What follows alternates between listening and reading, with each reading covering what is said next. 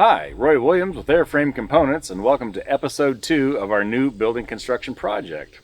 As you recall, in our last episode, we had just finished pouring the last of the interior floor. We now have that all complete. We are now starting to complete the in-floor heating systems, capping off all the lines for that. We now have the new mezzanine section installed down the center, 5,500 square feet of mezzanine area. That is now installed. We have a concrete cap poured on top of that floor as well. As you can see, we also have the restroom walls formed up in masonry block.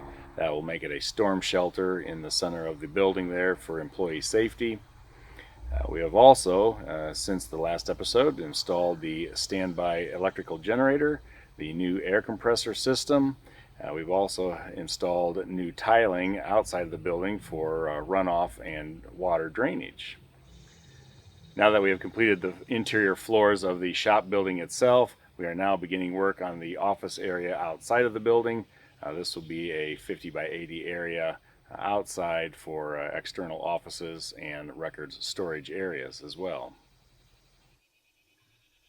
We received in all the steel framing items for the new offices in the center of the building. This will include office areas, break room areas, shipping areas as well. So by the time we have episode 3, all those areas should be framed up and completed as well.